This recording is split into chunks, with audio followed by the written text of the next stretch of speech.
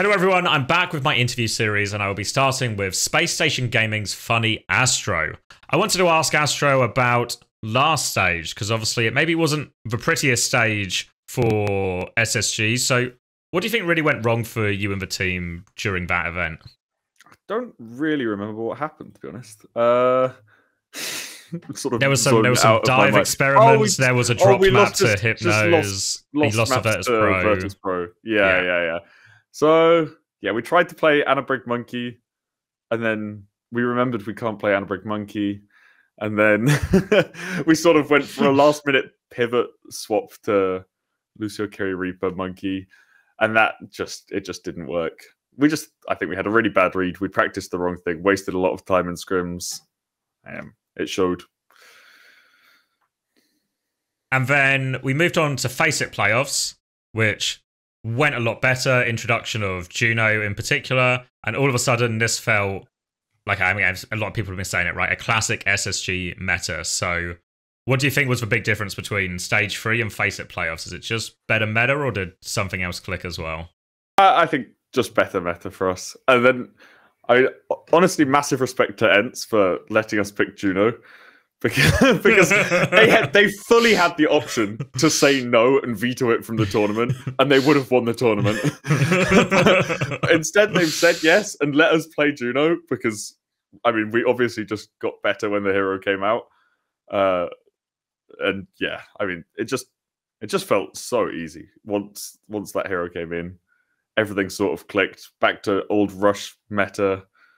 For some reason, there's a new hero that's come out that I figured out how to play at a decent level. And broken the Lucio curse.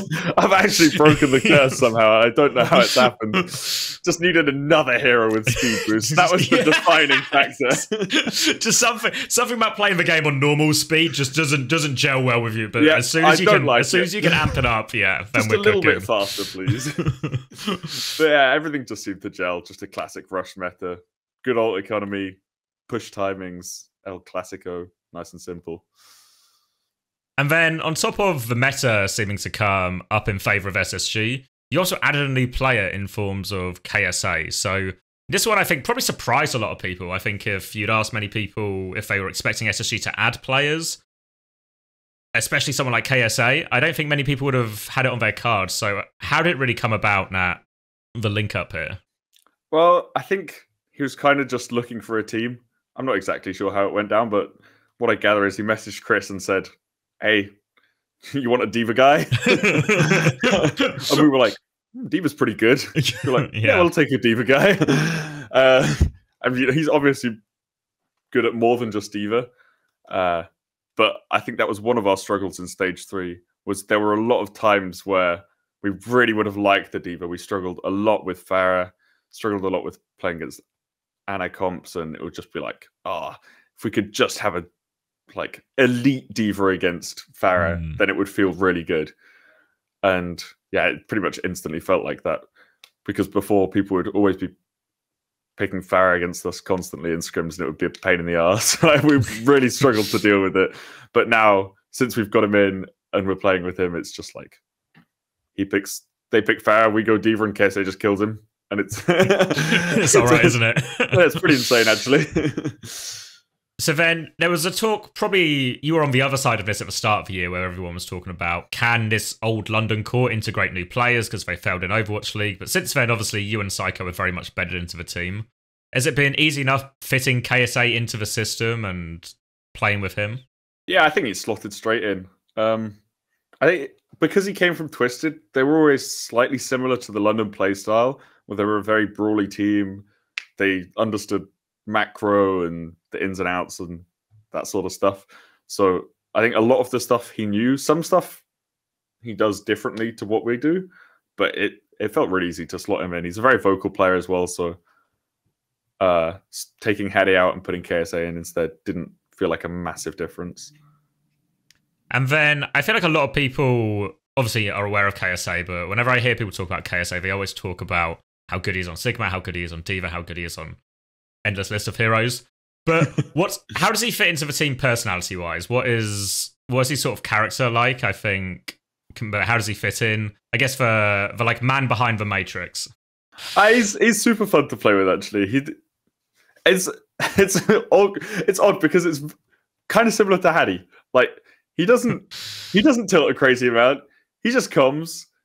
He's very fun when he's on Mauga. He loves playing Mauga. Because every time there's the slightest opportunity to pick Mauga, he's just like, I'm going Mauga, and he just starts running in and just laughing. It's a great time, to be honest. We've been having fun with him in scrims, but yeah, he's also down to hop in late night voice chats and queue ranked with us. I think we all knew him prior to him joining the team, so it's like I think the scene is so small these days where when someone else comes into the team, there's a very high chance you've already played with him on another team or you know him really well. So we're all friends with him. He's a nice guy. We all like him. So easy to fit in. Easy. And then I want to talk a bit about the meta, because obviously Juno's come in, and we touched on it earlier, the idea that you've branched out, you've learnt this hero. Is there anything you do particularly when you have to learn a new hero in terms of how you go about practicing that hero or things you try and do? So Chris messaged me. We had like a 1 week break after stage 3. Chris messaged me at some point, and he was just like, "Go learn Juno." So I just made a new account. I just played about 200 ranked games of Juno, and then got it cracked down, I think. It's sort of my formula to learning a new hero is just watch everyone else's stream. I watched a bit of Gala's stream because he was decent at it. It was the highest ranked pro Juno player, and learn a couple of things and then play a few hundred ranked games and then figure it out from there. Were there many other Junos you watched sort of while you're trying to figure things out? I think to be honest, I watched like 2 of Gala's games and that was about it. And then I think with new heroes, it's kind of, you get sort of an advantage when you're just figuring it out by yourself because you're thinking of things that other people aren't, you know? Yeah. Because you got things going in your head that other people might not have on. Same for them. But if they're all watching each other's VODs and just copying each other, they're all going to end up doing the same thing. Whereas if I'm just sat here trying to figure out my own theory and just looking at my VODs and rewatching my own gameplay and thinking, what can I do better? Maybe I'll have some sort of edge. I'm not sure if it really works like that, but it's what I've been doing. Seems to work. There's a chance you stumble across things as well, right? Rather than just exactly. Copy like for like, you run into like different situations. There was a couple of things like I only watched VODs at the start where I just didn't really know how the hero worked. So I watched Gala's VODs and I was just like, oh, you can do this with the orbs where the charge stays when you peek multiple times. I was like, oh, I didn't know that. So I was like learning basic mechanics of the hero. But then as for stuff like speedring, like when to use that and when to use your ult, I'm just like sort of figuring it out between me and then between the team, just discussing when we want to use it. It's more important that we have our own ult theory than trying to copy what other people are doing individually. Yeah, well, a lot of the ability is very team orientated in terms of like when you actually want to use them, when you want to implement them. What do you think then are the most important things for like a good, like what separates the best Juno players from just your average one? I think it's kind of like Mercy, to be honest. It's kind of like a miserable. The best thing you can do is just not die and keep your team alive. It's not exactly going to be a flashy playmaking hero, but just consistently making right decisions, not dying, and then pressing your ult at the right time, speedring at the right time. It's not going to be one of those heroes that just gets player of the match every time. You're just going to be doing slightly more than the enemy Juno. It'll be very unnoticeable, but you might end up winning because of it. And then I wanted to ask you in particular about the Ray as well, because I feel like the Ray is a very powerful ultimate, but also very tricky as well, because there's like there's plenty of times you see it just instantly win the fight, and plenty of times you see it just sort of trailing off into the distance for 0 value. So what's the sort of approach then when you're using this ult or trying to get the most out of it? I think it's almost exactly the same as on release Kitsune was, where it's just like the most powerful ult in the comp by an absolute mile. And I think it's the same with Kitsune. The easiest way to use it is just on point, because it's where you can force the fight there. Yeah, exactly.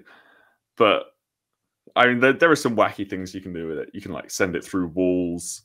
you can pretty consistently survive mail if you've got a beam coming down on you, which is like just absolutely ridiculous.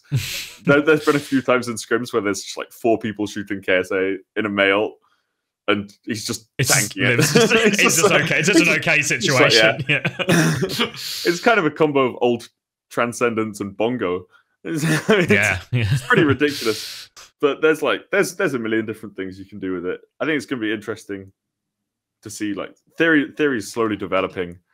I've seen a few teams are starting to do like Orisa beam combos, where you're using the damage boost from it to try and one-shot people with Orisa ult fast. So people are still like figuring stuff out. Yeah, I think I've seen a few as well where people start to drop like, I guess like maybe more in Korea where people are dropping like Dragon Blade with it as well, and it just becomes just really hard to deal with finisher, because what do you do with a damage boosted Dragon Blade and he's also getting 100 healing every really hard to deal with that. And I wanted to ask you a little bit about the tank situation, because obviously when we saw you play against Ex Oblivion, there was lots of, I guess, a classic tank counter swap game in play where KSA was trying to stay a tank ahead, I guess, of their opponents. But in other regions, we've seen, maybe especially Korea, they've just sort of said, it's basically just Orisa. It's just Orisa all the time. Orisa's the best tank. None of this sort of counter-swapping all that much. So where do you sort of, I mean, obviously, I guess SSG are leaning into the counter-swapping thing, but do you think there's a chance Orisa is just the strongest out of all of them, or are we still really in a counter-swap meta and it's just... I think most teams, including us, are leaning more towards just Orisa. It seems to just be like the most consistent value you can get of any tank in the meta. But there is definitely a chance that we're all wrong. And we're all just doing it. It's happened, in EU, there was a very big like counter swap meta, like you say. And then there was that one like weekend of Korean playoffs.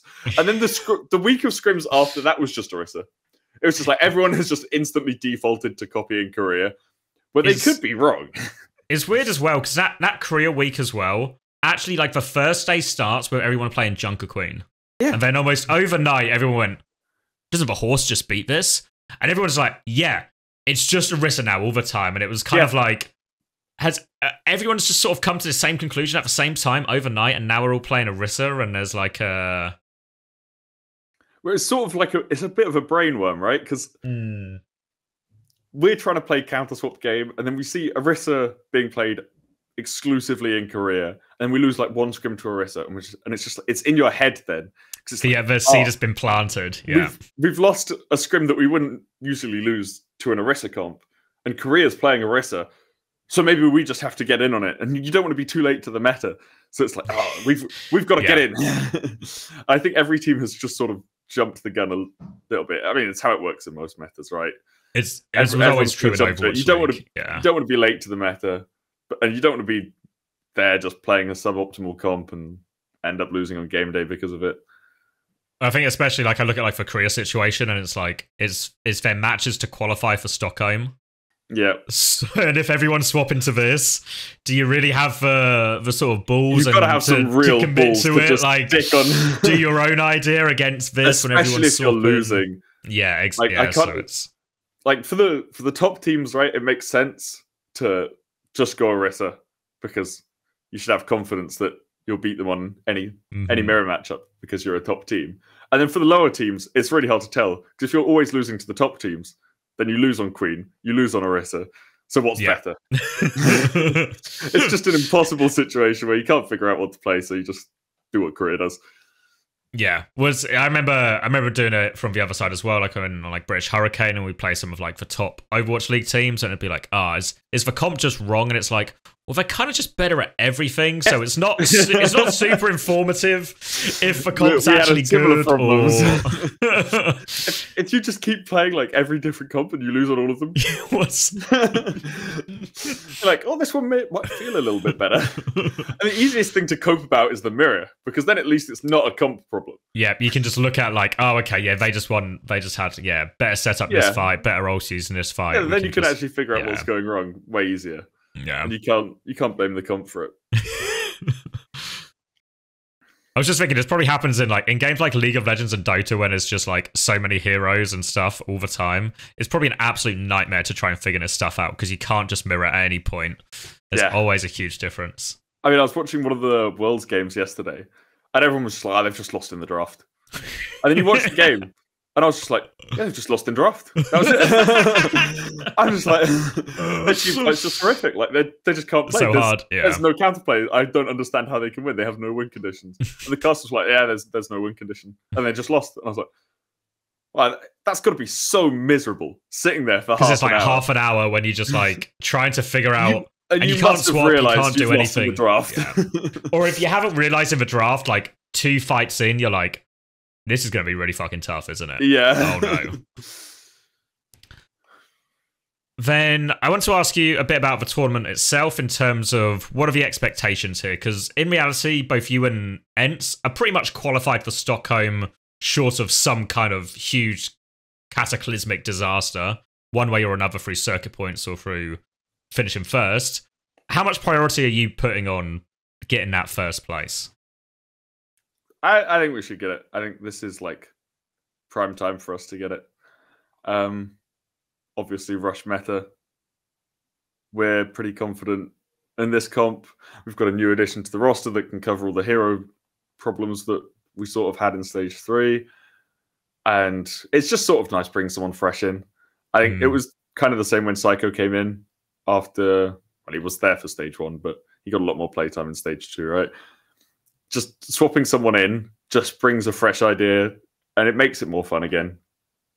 Because it gets kind of monotonous just playing with the same players every day, just grinding out these comps, and you sort of lose your mind at some point.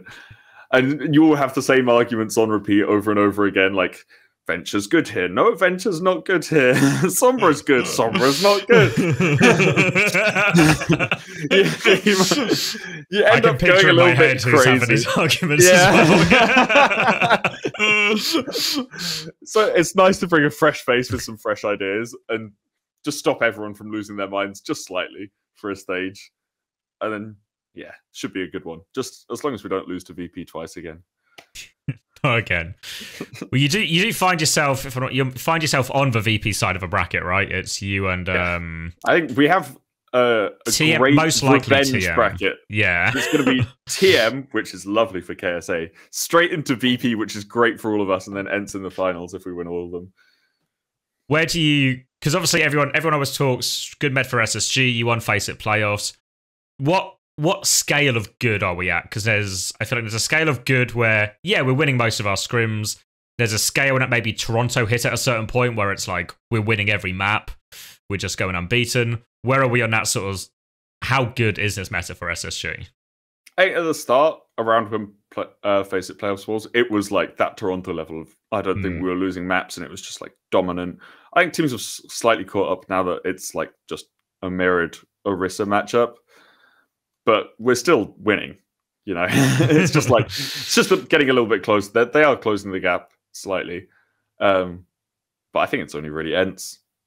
I think they're the only team that is closing that gap.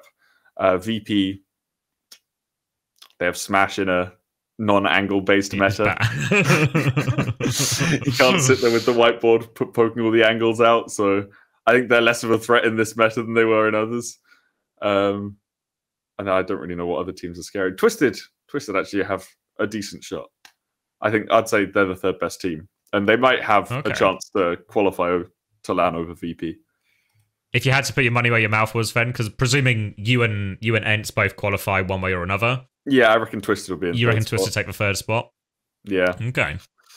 I don't really know what the point situation is, but in terms of who's the 3rd best team, I'd say it's probably Twisted. Yeah, they're only 50 points behind VP. So. I was going to say, I think the way it works is basically, essentially the order they finish in should just determine it, unless one of them somehow takes first or something and then really throws I think Twisted have got everything off. And then, would you say then the team, Ents of the team you're most worried, like, you think you'll be the toughest team to play in this meta? Yeah, for sure. Just, they've fixed so many problems with their roster since the start of the year. I mean, they may have cycled in 1,000,001 players, And they've ended on a good set. They've finally got there, you know? They've figured it out. Like at the start, they sort of had some gaps in the supports, and they had problems there, and maybe some tank problems as well with only Vestola. And I mean, Cloudy was there, but he wasn't really playing. But now they've got Will in for the second flex DPS spot, so they can play like Genji Venture, they can play Genji Mei, they can do all these double flex DPS comps. They've got the dive tank, they've got the off tanks, pretty much similar to what we've got. They've almost exactly copied our roster setup. And now they've got 2 flexible supports who can play absolutely everything, and they're both solid. So yeah, they fixed a lot of holes in their roster, and they're just good, to be honest. Yeah, well, I think everyone is looking forward to the 85th installment of SSG versus ENTS in some kind of EMEA competition. It was stage 3. I think was the only competition we've not had the 2 of you run into each other. Yeah. So looking forward to having that one done one more time before Stockholm, and then again, who will win this time? All right, thank you very much, Daniel. I appreciate your time. Obviously, best of luck to you in SSG. You were my prediction for first place, so if you do claim first place, that will give me perfect first place predictions for the year. So wow, pressure. The real pressure's on. If you didn't think the pressure was on, the pressure is on now. Yep, it's way more important. Yeah, I'm gonna start trying. Finally, a reason to try again. Thank you very much. Thanks.